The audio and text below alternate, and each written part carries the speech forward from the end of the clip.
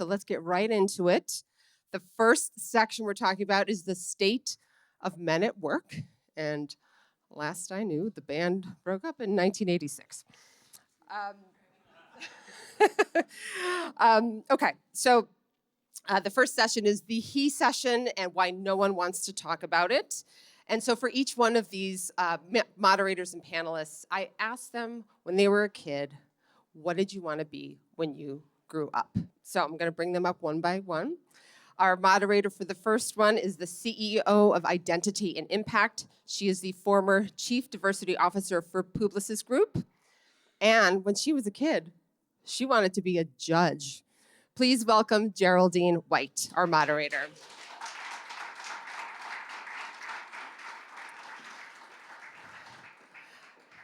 Next up is the Associate Director of Corporate Funding for Movember. She leads collaborations with workplaces, and when she was a kid, she wanted to be a lawyer. Please welcome Dreama Stokes. All right, next up is an author and educator, co-founder and chief development officer of A Call to Men. And when he was a kid, he wanted to be a police officer and a fireman. Please welcome Ted Bunch.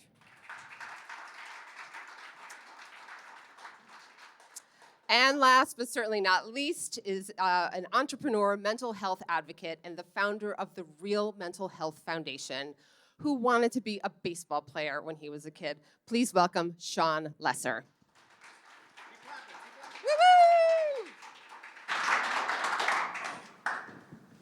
Thank you, everyone, and thank you for that rousing introduction. I didn't know we were going to be asked about our childhood dreams here, but I'm glad that we were, because I think it brings focus to what can be aspirational, and even though I didn't become a judge, it's still attainable in some ways.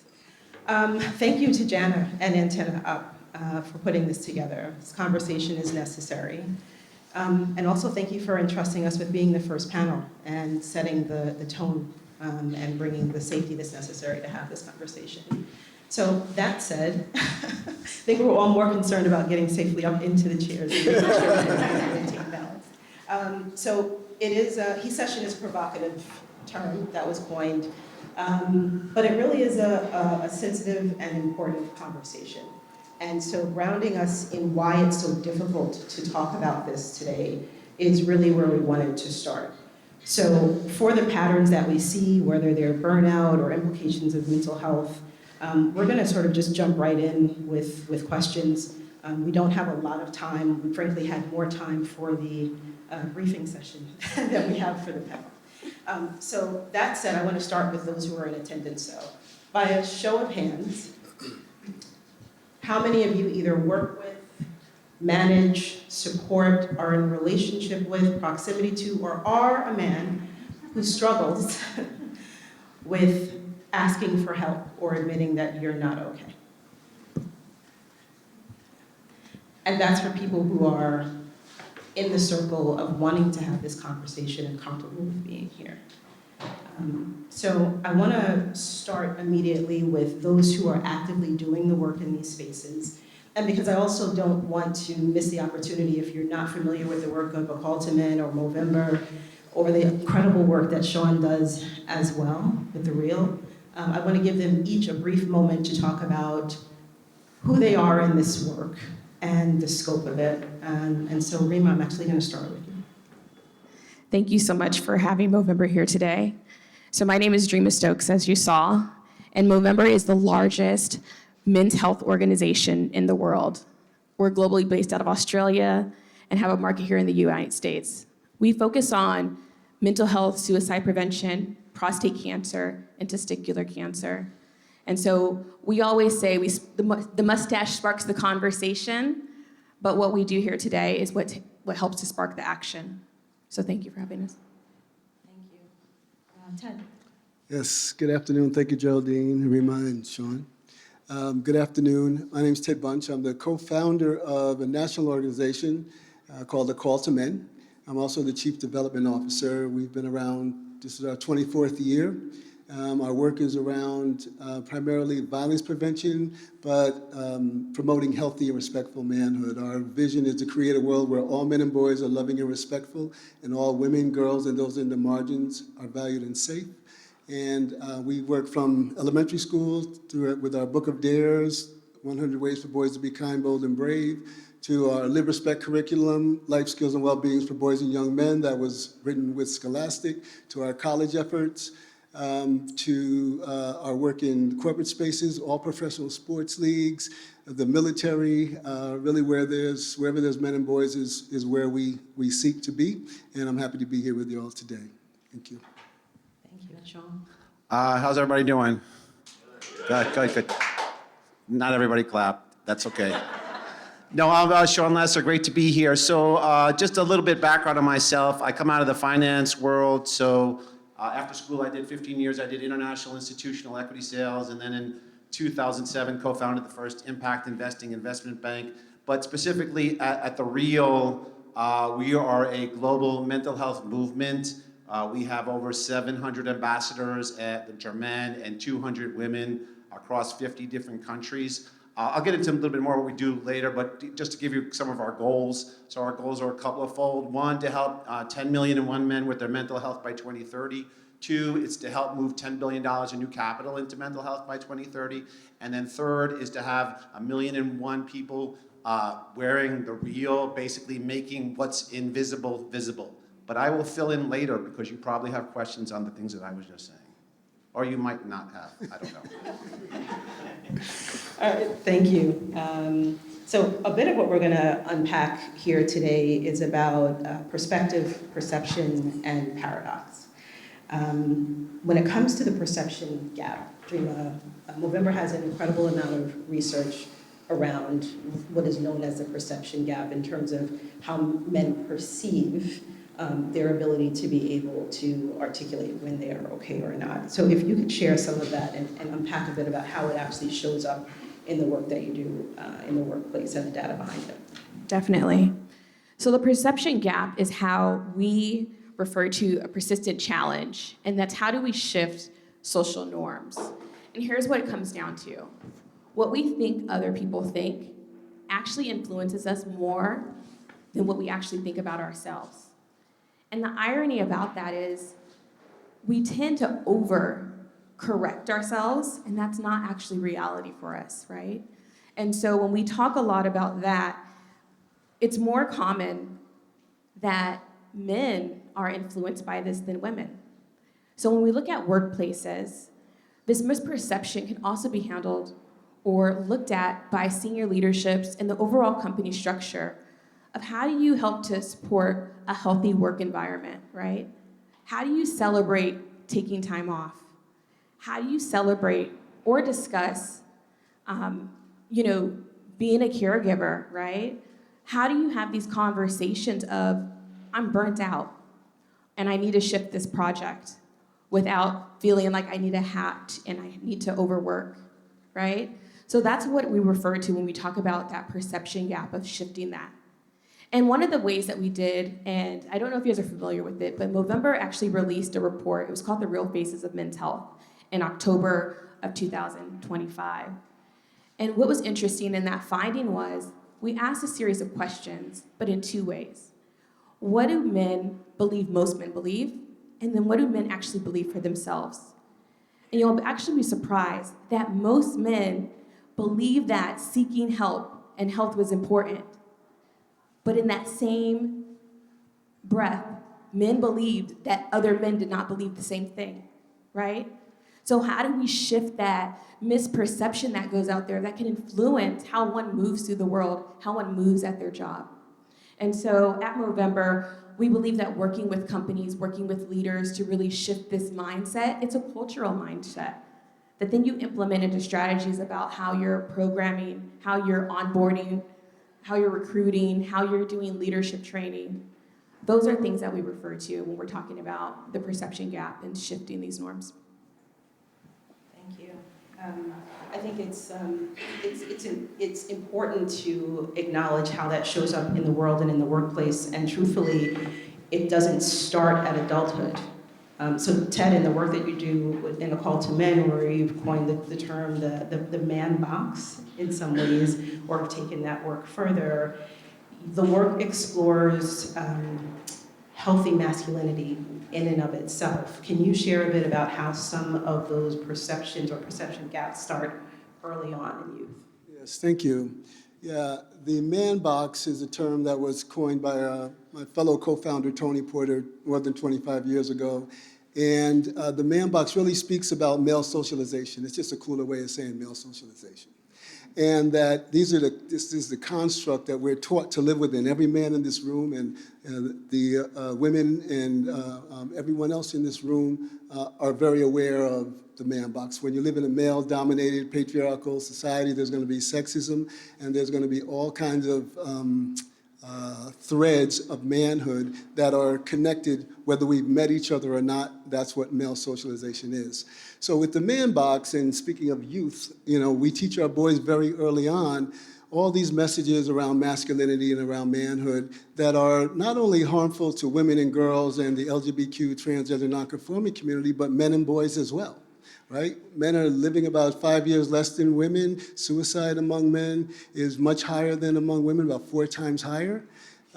So there's something about these rigid notions of manhood that are not working for us either. So the Call to Men, we connect the dots in this man box that we're talking about is things like not asking for help, being tough, the issue that you mentioned around perception for men. That's very true. When I think about vulnerability, when I talk to men about vulnerability, many men will say, well, that's weakness. Yet when they see it in other men, where they're sharing vulnerable things, and you ask them, is that weak or strength? And no, that was really strong for him to do that. So we respect the vulnerability, but if we show it, we feel like it's weakness, right? So back to perception. So this man box really teaches us and when we talk about the workplace, and with all transparency, while all of our work is wherever men and boys are, probably the least amount of our work has been in corporate spaces, though a lot of that happened when, after Me Too occurred and Time's Up, we went out to, we were in LA in the entertainment industry doing a lot of work. We were actually one of the founders of the men's Time's Up engagement. And then we also did a lot of work in corporate spaces because the workplace is a microcosm of our greater society, and men show up in the workplace as the men they've been taught to be in their families, in their communities, and so that's how they show up. So, so when we look at sexual harassment in the workplace, for example, we don't do it through a quid pro quo or hostile work environment lens, but through a culture of manhood and masculinity, how we come into this and viewing women and viewing what men do.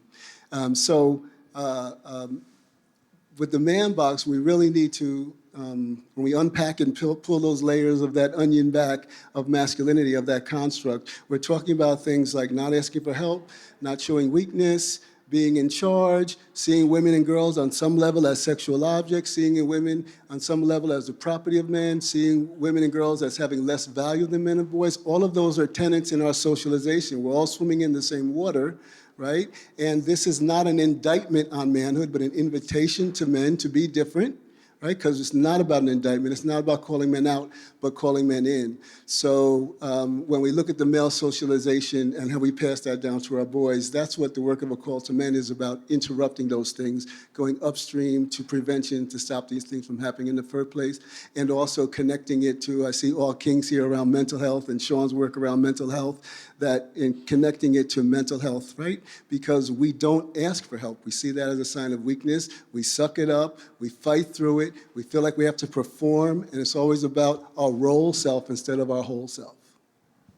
Thank you. And everything that we've discussed so far has implications in terms of mental health and business impact. And so I want to turn it to Shawn. In your work in the real, in both your entrepreneurial and your lived experience, your narrative really brings to light the practical application, the realities of how this plays out, but how you've also taken your identity and integrity and turned it into influence and impact. So can you share a bit about that, please? No, I don't want to, because it's very vulnerable. No, of course. So, no, I appreciate the question. And yeah, I'm a guy, I've been in the box. What am I doing here? Yeah, I was just saying 30 years in finance, but maybe I give you a little bit of story, my own story, and a little bit about the real. So it's more of a mental health story. So I had depression from time to time, 20s, 30s, 40s. It kind of come, it would go. But it was September 22, I was depressed. Had trouble eating, had trouble sleeping. I lost 40 pounds, which was amazing. And people would say, you look so great, but I never felt worse in my life. And then the depression was growing, and then it was December 19th, it was a Wednesday. I was on a Zoom call, had like a full mental breakdown, can't really speak, suicidal, telling my wife, I don't want to be here, please freaking kill me. So, you know, most wives don't want to hear that. Some might. It's okay to laugh, it's okay, it's good for you, okay? So me and my wife, we really don't know what the hell do we do in this situation. We've never been in this situation before. So live in Atlanta, so we went to the emergency ward, then they rolled someone out, telemedicine. They ask you all these questions, and they're like, do you want to get checked into the psych ward? I don't have no idea what the hell that means, but yeah, I want to go somewhere. So I pack up my eye mask, my sound machine, my computer. I ended up in the psych ward. You can't have any of that stuff. You can't even have a string in your pants. So that's a whole other story. And then I got out, I went home, and then I wanted to go back to work at the company that I co-founded. And I had 2 partners. And sometimes things don't work out with partners. My partners ended up buying me out of my firm. That's wonderful, I got some money. But we're talking about identity, yeah? My company was my whole identity. It was my whole life. It was my whole existence. Now the phone's not ringing.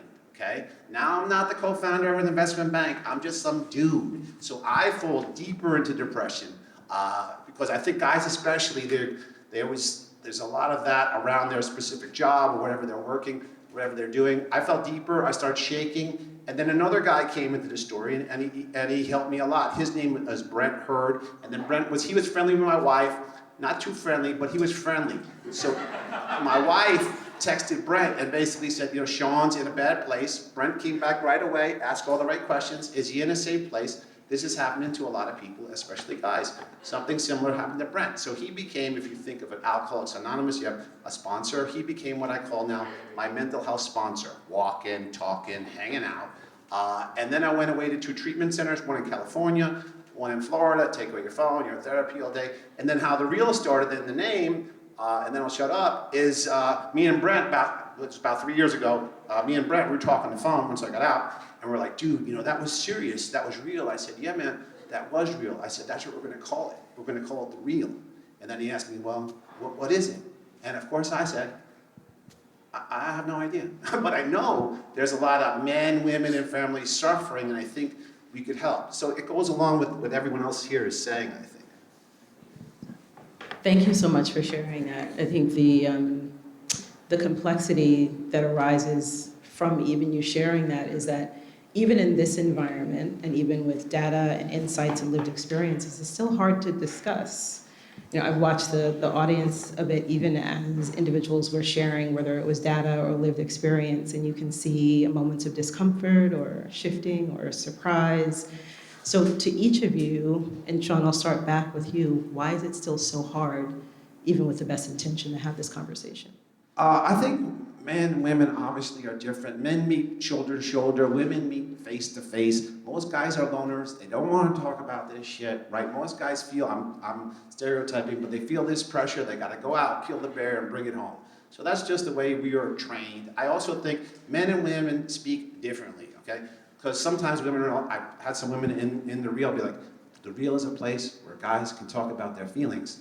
And when they said that, I wanted to throw up, because guys don't talk, at least I don't talk that way, and a lot of other guys, we look at it differently. We're going through some challenges, so you have to frame it differently. Of course, men and women both have problems, but it's just coming from a different direction. Agreed, we absolutely can express ourselves differently, just as individuals, as humans, and then you layer on all these other aspects of identity. Ted, I'll pose the same question to you. Why is this so hard? Well, it's hard because we're not conditioned to share our emotions. That's seen as something that women do, and that if men do it, that they're somehow not living up to that masculine norm, the hyper-masculine space that we're supposed to be in. And while I hear what Shawn's saying around that we don't do it, I think we need to do it, and we do it in different ways. We might say, you know, how you doing? You know, most men are going to say, even if their world's falling down around them and you can see it, most men are going to say, I'm good. And then if I lean in and say, hey, you know, it looks so good, it's almost as if I violated, like I said, I'm good, you're not supposed to lean in anymore. So not only is he not supposed to ask for help, I'm not supposed to offer help, right? So that's all around our socialization, because we have the same emotional needs, the same emotional well-being that women have, and that it's a human need, not based on sex or gender. It's a human need. And again, men are dying 5 or 6 years earlier. Suicide is 4 times higher. Anxiety and depression off the charts for men. So something's not working, and that is around emotion. So when we tell that little boy, for example, to stop crying at 4 years old, right? We're also telling him to stop feeling because he doesn't know the difference. So now he keeps shutting down these emotions over and over again, because when he brings up the emotion of disappointment, hurt, sadness, he's punished for it in one way or another by saying, I don't want to hear that. Stop crying. I can't understand you when you're crying. Where we let our daughters, dads, any dads in the room? We let our daughters cry. Yes, lean on me, give me your tears, all that. But for our boys, we put up more of a boundary because, again, we're teaching him to live in this man box, right? So we're preparing him very early, because if he goes in and shows emotions at places, he's going to be harmed, punished, bullied, because, again, all the other boys and men in his community are taught the same thing. Because that man box we talked about, homophobia is the glue that keeps the man box together. Really important. It can't exist unless we're saying, you're not man enough, you're this, you're that, you're falling short.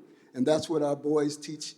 They're kind of policing each other based on what the generation of men above them has taught them. They're just repeating what we've taught them. It's one generation to the next, and conversations like this interrupt that. So I want for our boys to have we sometimes call it emotional intelligence, but that's not really the term. It's more of emotional well-being, right? Because it's not about intelligent or smart or not being smart. It's really around the language. But as men, we haven't developed the language of, oh, that's what disappointment is. Oh, that's what hurt is. We just keep sucking it up, saying, I'm okay, I'm stressed out, I'm good, let me go work out, let me go have a drink, let me go do this, whatever, instead of talking about what's going on and labeling it and identifying it, which is really, really where the release of that emotion comes from.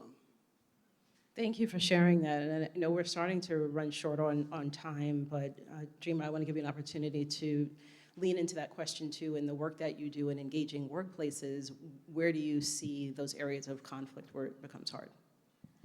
Well, I think similar to what the fellow panelists, mentioned, men are told to tough it out, right? That's a common thing, or rise to the occasion. And so when you go to end of the life, celebration or memorial, you might hear, he worked really hard. He made a lot of sacrifices. He rose to the occasion.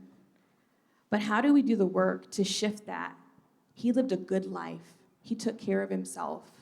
His mind, body, and spirit were all intact and all there, the lives that we want to leave behind. And so when we think about corporations and companies, it's those small things. Everyone laughs at me, but I'm always like the rock in a little driplet of water, right? After a while, that turns into a river, right? So little shifts that we can take. Again, putting in place of, oh, I'm taking time off. That's great. Where are you going? Okay, we can shift some things around. We can make that work. Don't worry about that. It doesn't need to happen tomorrow, right? Because sometimes you don't know, you think, wow, this assignment is very important. I need to get it done tomorrow. Where your boss clocks out at 5 o'clock and they won't look at it until Monday, right?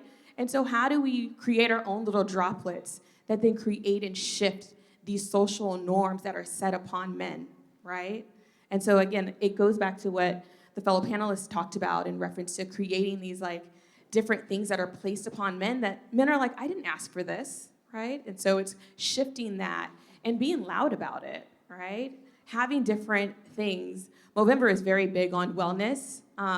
During July, we have a wellness month where people were posting about working out, doing different things to bring joy and health.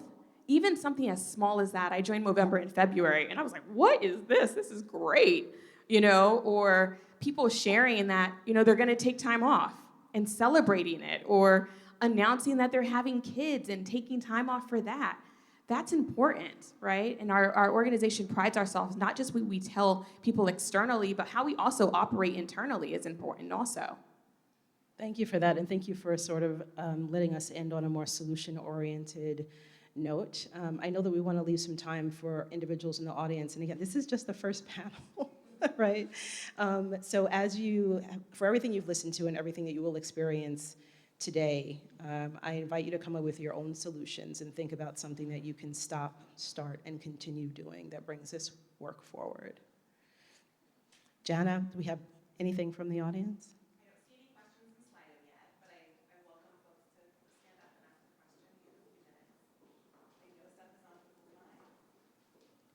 Please. Tell us your name and then ask your question. Okay. My name is CJ Golding. Hello.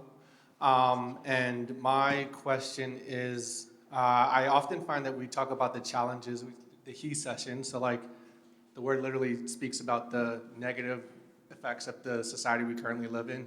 Do you all have any pictures or visions of what the positive future looks like? Do you all center that positive future in your work? I don't think the future is so negative. I don't actually look at it like that. Even like some of the things we do at the Reel, so a couple of activities we do. Every third Wednesday, we do this thing called speed friending, where we got guys from all over the planet getting on a call, 2, 4, 6, have a conversation, talk about mental health, talk about nothing. It doesn't matter. So I don't look at everything so gloom and doom and the world's gonna collapse. I don't. And then the other thing that we do, third Saturday every month, we do this thing called the Real Walk, where people who wear hats, they walk around the freaking planet. So yeah, of course there's pockets of things that aren't, you don't like, but you gotta take control of your own life and make that good versus, oh, society is going to shit, what are we gonna do?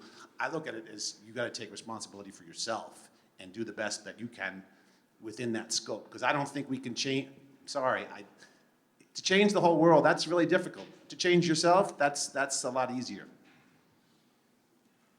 Can I add on to that? Thank you, Shawn. I totally agree. I'd be in trouble for saying that, I'm not sure. Okay.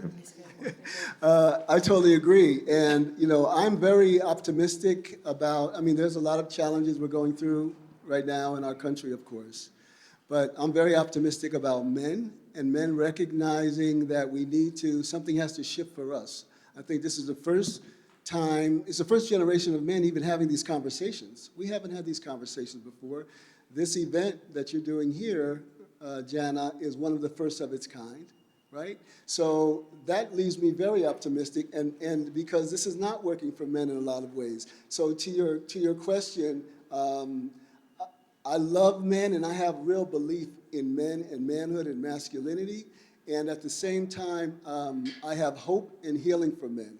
Like there's so much that men go through. There's so much to live in this man box, to carry that off is extremely difficult, extremely stressful, can be extremely lonely, cause a lot of pain, to be constantly performing and feeling like that it's based on that. So I'm very optimistic about manhood. And I just also want to say, and it hasn't been brought up here, but there's a lot of voices out there in social media and in the world around that are really unhealthy voices, really toxic voices. Not toxic masculinity. We haven't heard that term here because masculinity is not toxic, right? So I wouldn't ever want us to promote that. But there's toxic voices out there, and that we need an antidote to that. And the call to men is one of those antidotes. And there's others who are in this room doing great work. I see my colleagues here, many of them, who are doing great work, men here doing great work that are the antidote to that. So it really is around raising men's voices, because oftentimes and I'll pass the mic, but I do want to just say that when we look at the harmful, that it's really the silence of men that has to change, so that when other men say, no, man, you should get a counselor, you should go to mental health, you should do things for your mental health, that we don't want to just express anger. When other men give men permission to do that, they'll do it, right?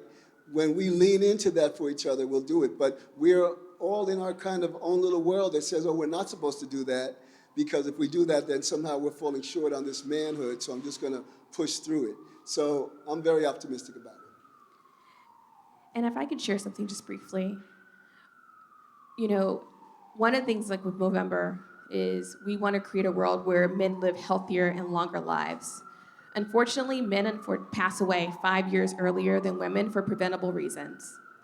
1 out of 8 men will be diagnosed with prostate, and 1 man dies each minute globally by suicide. So when we look at the impact that we can take, right, expressing and talking about mental health, sharing about the importance of going to appointments, partnering with health organizations to have health talks. I would say you repeat stuff 7 times before people really get it, right? So it's ingraining those things in your system, and then we can all be a part of the solution on those things to help those numbers improve, right? So that's Movember's stance on it, is how can we really help to bring those numbers down, to have these conversations, to spark the positive impact that we can make. You know, when you look at like prostate cancer, the stats between when someone catches it early versus late detection is staggering, right? So it's about having those conversations. And again, I think as we talk about workplaces, how do we put that stuff into our structure? How do we make men also a priority in the workplace and space? It doesn't mean that other things are not a priority, but it's making space for men and the things that go on in men's lives. Thank you so much. We're grateful for this space that's being made for men today. And thank you, Dreama, Shawn, and Ted, for this conversation.